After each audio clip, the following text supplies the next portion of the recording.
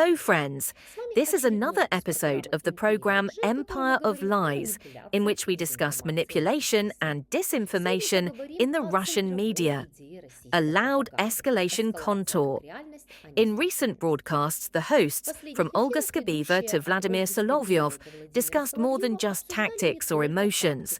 They conveyed a clear set of messages about war, security, and geopolitics.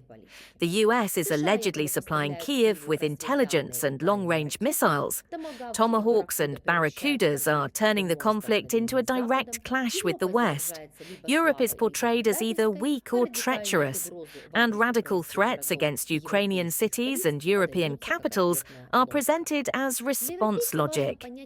For Europeans, it's not the tone of the speeches that matters, but the content and intent of this rhetoric. 1. The central idea, escalation as a reality, not an accident.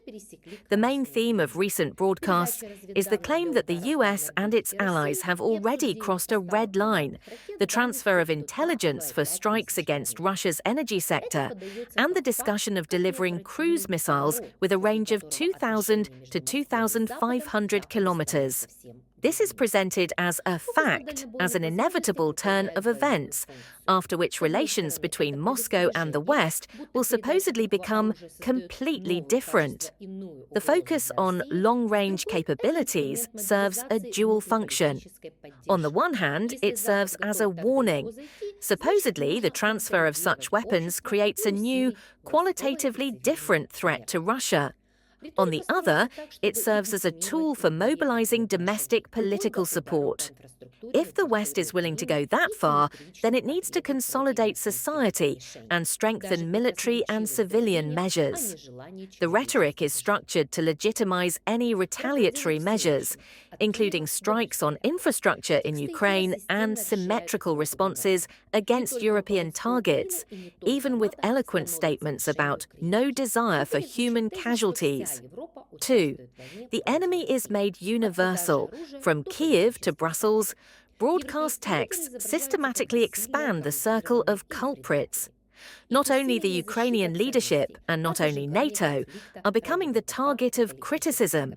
The thesis is heard on air that all of Europe is participating in the war against Russia, from arms sales to political sanctions. European leaders are portrayed as impotent, corrupt, or traitors. Their efforts are not to defend values, but to ignite conflict for the sake of the military-industrial complex and political capital. This approach pursues a political goal, to discredit and fragment European unity. The emphasis on domestic crises, changes in government, economic difficulties, and growing anti-war sentiment in the Czech Republic is used to argue that the West is unstable and therefore an unreliable deterrent. This isn't just a thesis, but an attempt to sway public opinion against further aid to Ukraine and in favor of concessions to Moscow. The British Telegraph reveals the reasons. Even if the White House approves these missiles, the Tomahawks will only reach the front lines in months. Kyiv itself will be deprived of the right to independently decide where and when to strike.